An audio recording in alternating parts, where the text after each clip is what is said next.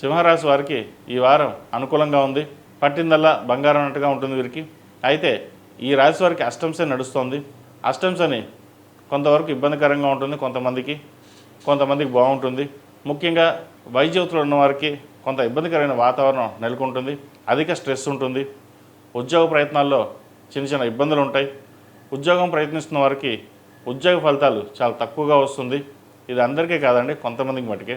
అలాగే వివాహాది శుభకార్యాల విషయంలో సంబంధాలు చేదాకా వచ్చి జారిపోవడం, అది ఎందుకు జరుగుతుందో ఎలా జరుగుతుందో మీకు తెలియదు. ఇటువంటి విషయాల్లో పెద్దవాళ్ళ సలహాలు లేదా మీ దగ్గర ఉన్న ఆస్ట్రాలజిస్ట్ కానీ చూపించండి.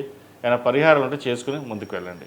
విద్యార్థులకు అలాగే వ్యాపారస్తులకు వ్యాపారపరంగా బాగుంటుంది. ముఖ్యంగా చార్టెడ్ అకౌంట్స్, వైద్యులు ఉన్నవారికి, ఫినాన్స్ సెక్టర్స్లో ఉన్నవారికి, అడ్మినిస్ట్రేషన్ సెక్టర్స్లో ఉన్నవారికి వీరికి బాగుందని చెప్పచ్చు.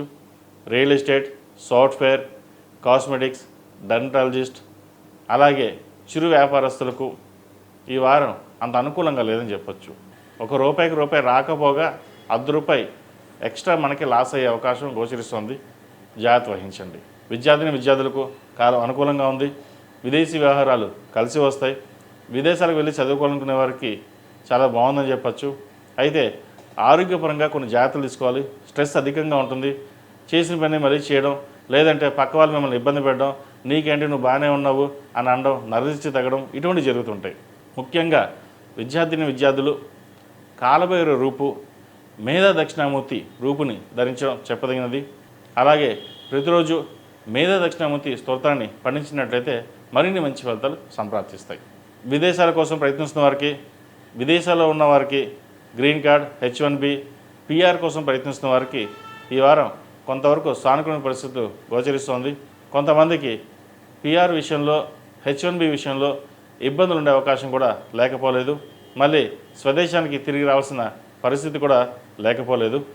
వాటి విషయంలో కొన్ని జాగ్రత్తలు తీసుకోవడం చెప్పదగిన సూచన. ఈ రాశిలో జన్మించిన వారికి కలిసి వచ్చే సంఖ్య 5, కలిసి వచ్చే రంగు తెలుపు. ఏదైనా పని మీద బయటకు వెళ్ళేటప్పుడు సోమవారం కానీ శనివారం నాడు కానీ వెళ్ళండి, మంచి ఫలితాలు సంప్రాప్తిస్తాయి.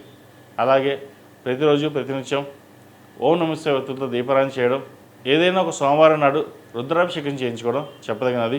అది ఇంట్లో కావచ్చు లేదా బయట అయినా సరే.